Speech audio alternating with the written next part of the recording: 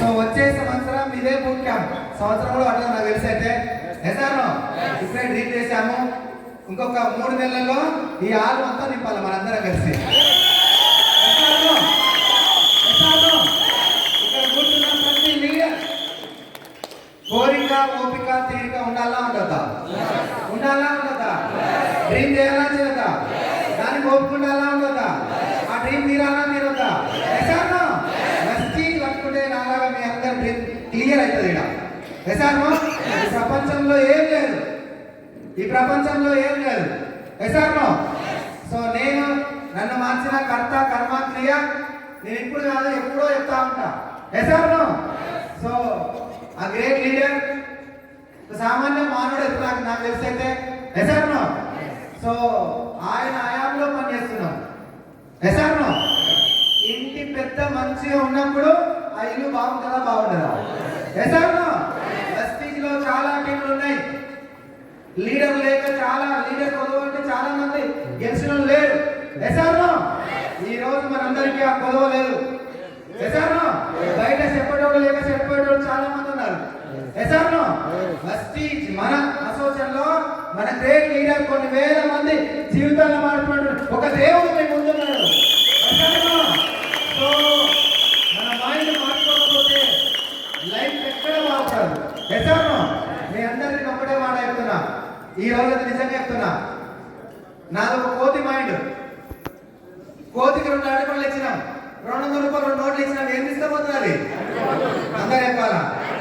ఏం తీసుకుపోతుంది? ఇక నేను కూడా గలాంటి ఉన్నాయి. సో నాకు ఒక 25,000 సంపాదించడం, నెలకు అప్పో సప్పో తెచ్చి మా మేడం చేతిలో పెట్టుకోండి.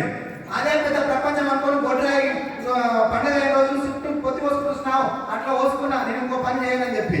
ఎసాను చాలా మంది అట్లనే ఉంటారు. సో నేను కూడా ఆ 25,000 ప్రపంచం అనుకున్నా. వెస్టీజ్ మా ఇంటికి వచ్చినప్పుడు నేను వినలే ప్లాను, మేడం విన్నది. 3 సంవత్సరాల్లో 3 ఇయర్స్ ఎబో దాటిపోయింది. 7,54,000 సంపాదిస్తుంది. 7,54,000 నాకు తెలుసు, నేను నమ్మలే. స్టార్టింగ్ లో 25,000 వచ్చింది నమ్మలే, 30 వచ్చింది నమ్మలే, 40 వచ్చింది నమ్మలే, 50 వచ్చినప్పుడు నాకు డౌట్ వచ్చింది. ఎసాను అమ్మో ఇలా వచ్చేస్తే నాకు చెప్తే అని చెప్పి మా మేడం చేయబట్టుకుని వచ్చిన. ఎసాను మీరు మాత్రమా? ఎసాను ఎలా మాత్రం 2 నిమిషాల కంటే ఎక్కువ మాట్లాడదు మేడం, టైం లేదు కాబట్టి. ఎసాను విన్నామా? మంచిర్యాలలో నా గొంతు కంటే మేడం గొంతు ఎక్కువ తెలుసు. ఎసాను సో మరి మేడం గొంతు ఇద్దామా? ఇద్దామా? సో థ్యాంక్ యూ సార్ నాకు అవకాశం ఇచ్చినందుకు. Good morning. Good morning. Mancherial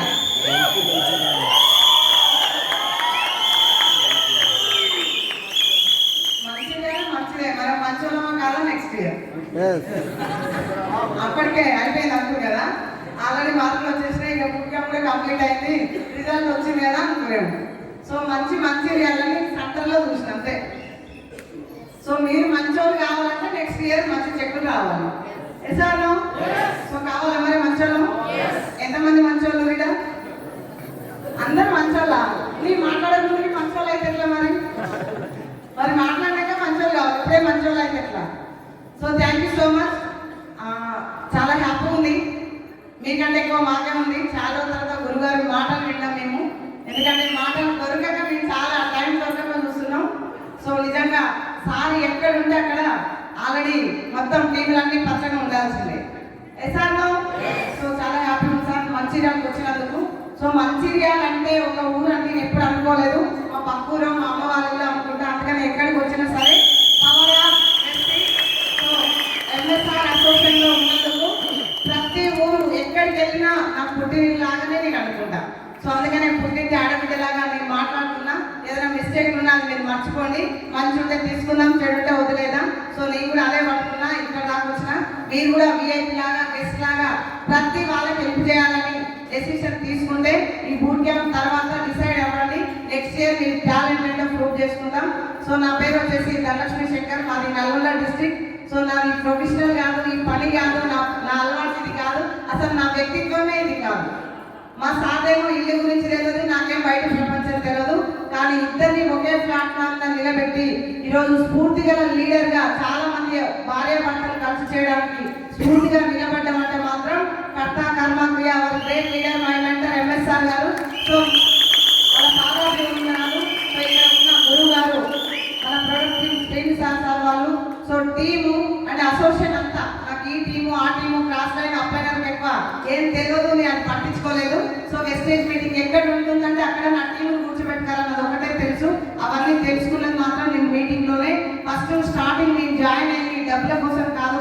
మా సార్ ఎంపీటీసీ బిల్డర్ ఇల్లు కారు ఇంట్లో పని మనిషి మంచి లైఫ్ లీడ్ చేస్తున్న టైంలో మా అన్నయ్య రోజు నాకు వెస్టేజ్ పరిచయం అయింది. సో వాడుకోవడానికి అనుకున్నా కానీ ఒక 1 year సిస్టంలో లేకుండా వర్క్ చేసినాం. సో సిస్టంలో ఉంటే సక్సెస్ కావచ్చు అని 1 year తర్వాత సెకండ్ లాక్డౌన్ కరోనాలో సో గురువు గారు వనస్థలిపురంలో మీటింగ్ పెట్టడం జరిగింది. అక్కడనే మన జ్యోతి మేడం, బీపీ మేడం, అర్చన మేడం, సో వెంకట్ సార్ వాళ్ళు, పాండు సార్ వాళ్ళందరూ కనిపిస్తే ఇక్కడ లేడీస్ తక్కువ ఉన్నారని చెప్పి అట్లా కూడా సిస్టమ్ రాలేదు. సో నిజంగా నేను ప్రొడక్ట్ మాత్రం ఐడి తీసుకున్నప్పటి నుంచి 1 year వరకు వాడుకున్నా. ఈరోజు ప్రాణాలతో బతుకున్నామంటే మాత్రం షాప్ చేంజ్ చేయడం వల్ల. కానీ ఈరోజు వెస్టేజ్ చేయాలని డిసైడ్ అయింది మాత్రం మనమే ఈరోజు డిసైడ్ తీసుకోవాలి. ఎందుకంటే తన దాకా వచ్చి తలకు తగిలితే తప్ప మనం అడుగు జరపం. సో అది రానే వచ్చింది. సెకండ్ లాక్డౌన్ కరోనా వచ్చి మా సారు బిల్డర్గా కొనసాగుతున్న టైంలో 80 లక్షల బిజినెస్ ఆగిపోయి కరోనా పాజిటివ్ వచ్చి హోమ్ క్వారంటైన్లో ఉన్నప్పుడు 8 మంది మా ఊళ్ళో చనిపోయారు. సొంతం మా తోటి కోడలు 8 లక్షలు 9 లక్షలు ఖర్చు పెట్టిన ప్రాణాలు కాపాడుకోలేదు. కనీసం మీ కళ్ళారా చూసుకోలేదు. కన్న కొడుకు తలగొరు కూడా పెట్టలేదు. ఎందుకంటే అదే సిచ్యువేషన్ లో 8వ నెంబర్ మా సారు 6వ రోజు ఒక రోజు ఫోన్ చేయడం జరిగింది. ఓ ధనలక్ష్మి చాలా మన ఊళ్ళో 6 చనిపోయారు, 7వ నెంబర్ ఫోటో నాకు వస్తుంది గ్రూప్లల్లా, ఓ ఇంత జాగ్రత్త పిల్లలు జాగ్రత్త అని అప్పుడు చెప్పడం జరిగింది. చూడండి పాలపేట తేవడం తెలియదు. ఆడపిల్లల కుటుంబంలో పుట్టినాం కాబట్టి ఫ్రెండ్స్ అనేటోళ్ళు నాకు లేరు. కొంచెం అదే ఊళ్ళో పుట్టి పెరిగి అదే ఊళ్ళో మ్యారేజ్ చేసుకున్నాను కాబట్టి ఎక్కువ బయట సంబంధాలు అవసరం లేదు. ఇంకొకటి చుట్టాలలో కూడా నాకు మంచి పేరు లేదు. ఎందుకు లేదంటే మా సార్ కార్లు తీసుకోవడం కార్లు తీసుకురావడం కొంచెం వాళ్ళకంటే బాగా నన్ను తిప్పిడు కాబట్టి ఆ పిల్లలంతా నా మీద కోపం పెట్టుకున్నారు. కానీ ఎవరు నా గురించి ఆలోచించడం లేరు. అలాంటి టైంలో మా సార్ కరోనా వచ్చినప్పుడు 13 రోజులు కిటికీలు పెట్టుకొని మరి గుండెలు పగిలేటట్టు ఏడవాల్సి వచ్చింది సార్. ఈరోజు పెద్దవాళ్ళు అయితే ఆశీర్వదించండి, చిన్నవాళ్ళు అయితే ఈరోజు ప్రతి ఒక్కరు ఇప్పుడే డిసైడ్ అయ్యి ఇంట్లో కలిసి నడవడానికి జల్లి చేయండి. వాళ్ళందరికీ ఎక్కడ కలిసినా ఎవరు కలిసినా రోజు నా వంతు సహాయం నేను చేయడానికి రెడీగా ఉన్నా.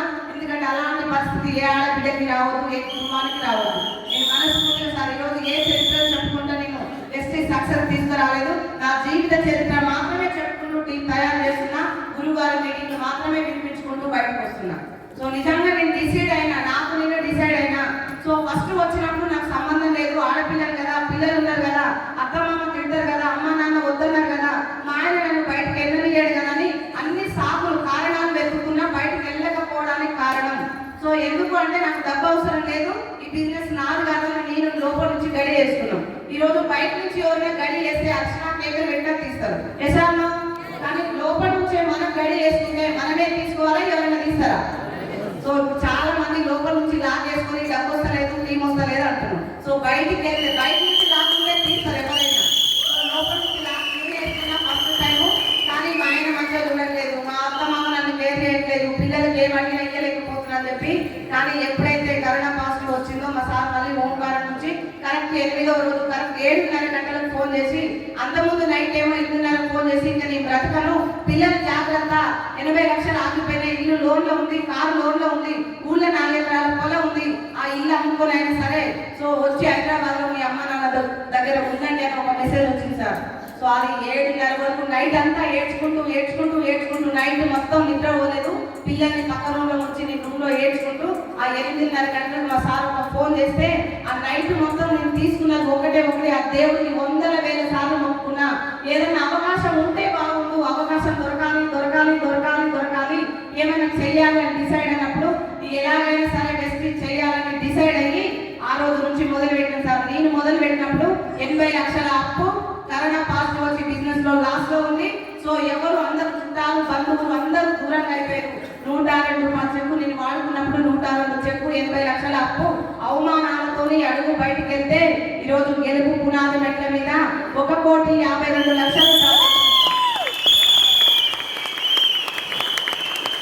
సో అందరికి వస్తే అవమానాలు.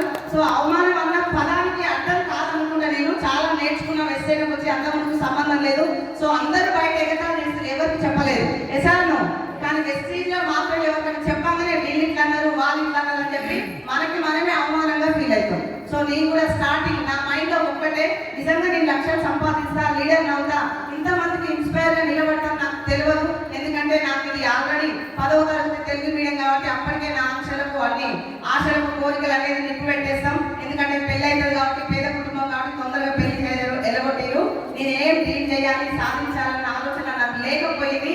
కానీ వెస్టేజ్లో ఎప్పుడైతే ఫ్యామిలీ రెస్పాన్స్ గుర్తుకొచ్చిందో కంపల్సరీ నిలబడాలి, ఎలాగైనా చెప్పాలి అన్న పదాలు వనస్థలిపురంలో గ్రేట్ గురుజీ మాటలు విన్నాను. సో పేదవాడిగా పుట్టడం మన తప్పు కాదు, పేదవాడిగా మరణిస్తే మాత్రం ముమ్మాటికి నీ తప్పే. సో తుఫానుకు తలవంతని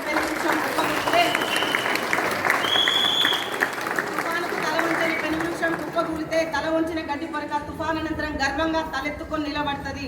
సో ఇవన్నీ చిన్న చిన్నవి అని నాకు అనిపించింది. కానీ నాకు కావాల్సింది ఒక్క 5,000 కోసం అమ్మ నాన్న దగ్గరికి వెళ్ళాలనిపించలేదు, అత్తమామ దగ్గరికి వెళ్ళాలనిపించలేదు, మా సారు కూడా కష్టం చెప్పాలనిపించలేదు.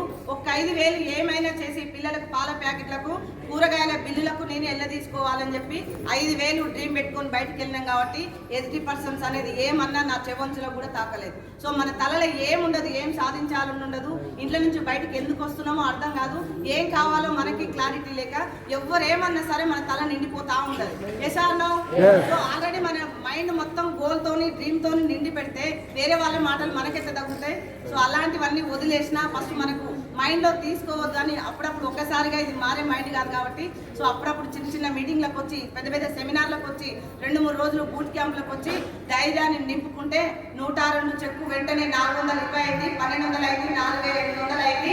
నేను వచ్చింది 5,000 కోసం కాబట్టి 5,000 నిజంగా మనసా వాచా కర్మ త్రికరణ శుద్ధిగా టీంతో తయారు చేసుకుంటూ, సో విలువలు పాటించుకుంటూ, అప్పైన మాట వినుకుంటూ ఒక డైరెక్టర్గా వచ్చేసరికి నాకు 5,000 ఇన్కమ్ తోటి నిలబడి కొంచెం టీం తయారైందని చెప్పి టీంని మీటింగ్లకు తీసుకురావడం. సో 5,000 ఇన్కమ్ 6,000, 8,000, 12,000, 16,000, 18,000, 29,000, 37,000, 39,000, 42,000, 52,000 వచ్చేదాకా మా సార్ పూర్తిగా డివైడ్ వద్దు, ఈ 5-10,000 సరిపోవు, వెస్టేజ్ మనకు వర్కౌట్ కాదు, లక్షలు వస్తేనే సరిపోలేదు, పిల్లలు పెద్దగా అవుతున్నారు, ఈ వెస్టేజ్ ఉంటుంది పోదని అప్పుడప్పుడు వచ్చినా మళ్ళీ నెగిటివ్ ఎక్కడ లేదు, మన చుట్టూ మన ఇంట్లోనే ఉంటుంది.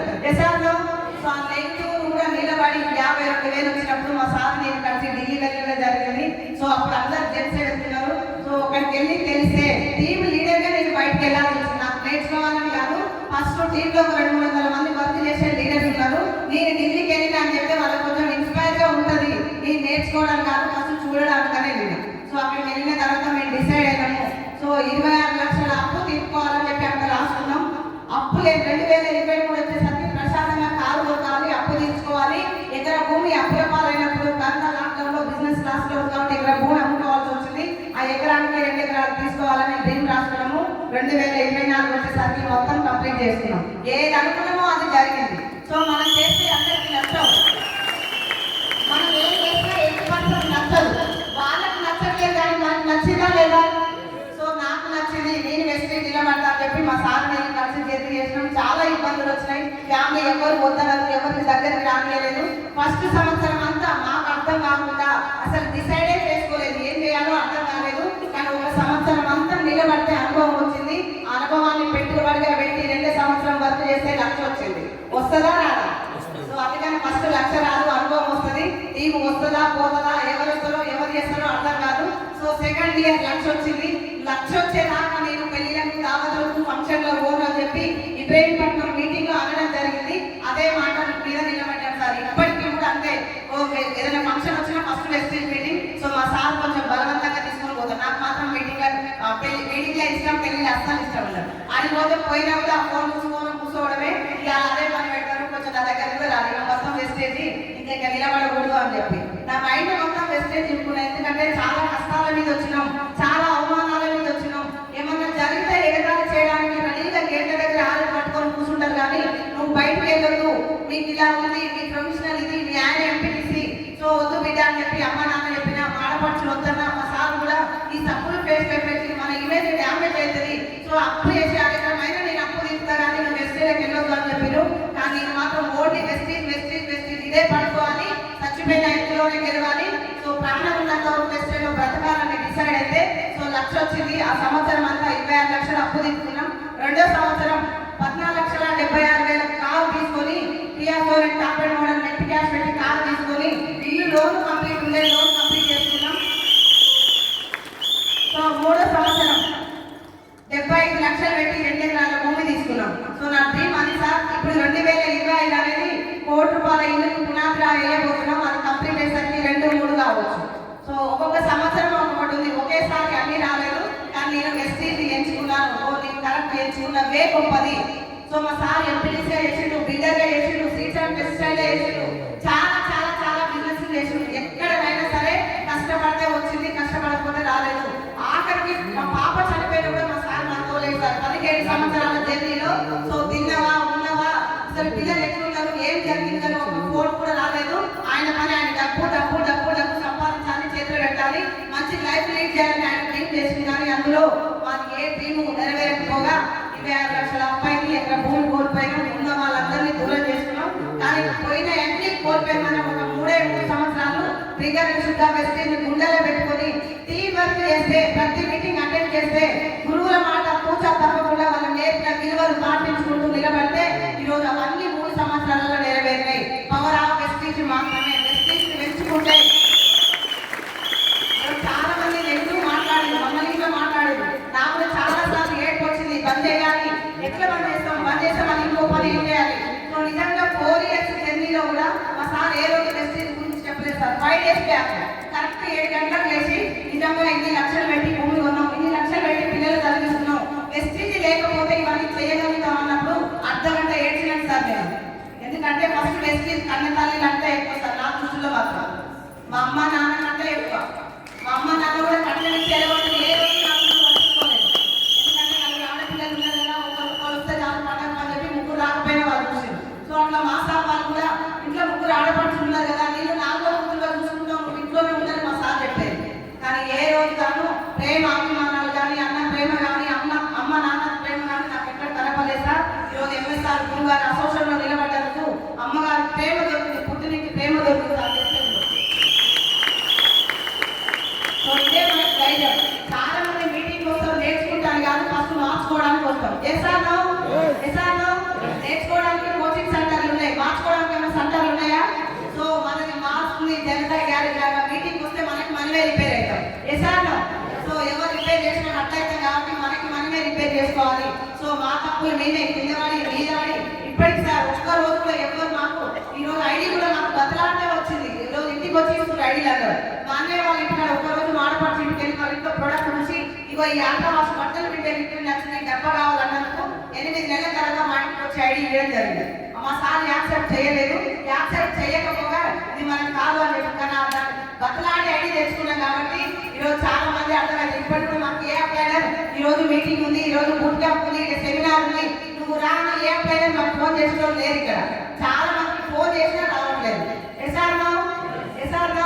అందుకని ఆకలి కానీ కడుపు అన్నం పెడితే అది అర్థం కాదు, అన్నం విలువ తెలియదు. అందుకని ఆకలితో వచ్చిన వాళ్ళు మాత్రం ఎక్కడ సక్సెస్ అవుతున్నారు. సో గెలవాలని ఆకలి మనకు ఉండాలి, ఫ్యామిలీ రెస్పాన్స్ మనకు ఉండాలి. సో ఈరోజు నలుగురు ఎక్కడ నుంచి బ్యాగ్ వేసుకొని వేసుకొని రోజు తిరుగుతా ఉన్నాం ఇది పబ్లిక్ బిజినెస్.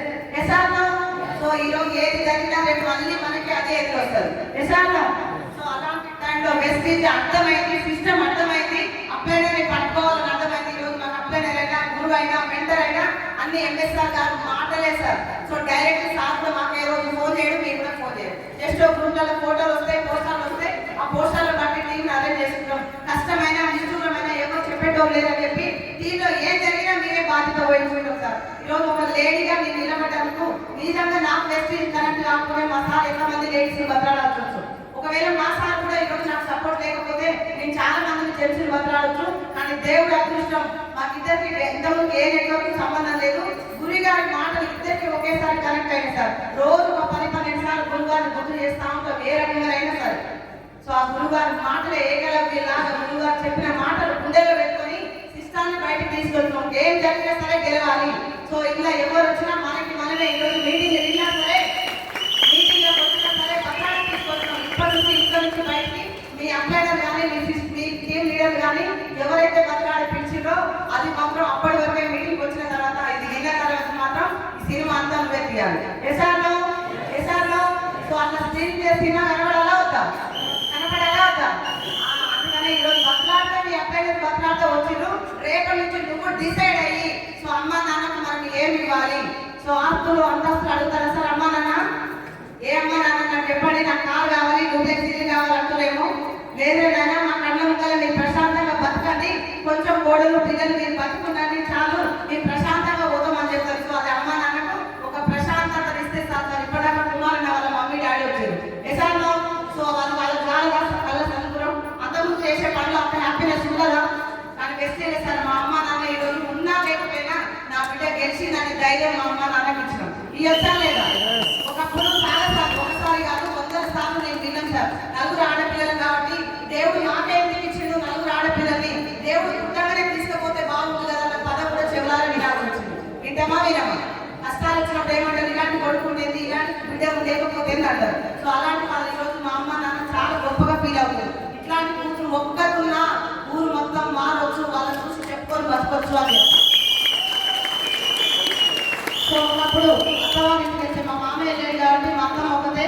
సో పెళ్లి కాగానే కోడలుగా అత్తగా తల్లిగా అన్ని నేనే రెస్పాన్స్ తీసుకున్నా మా ఇంటికి వెళ్ళిన తర్వాత.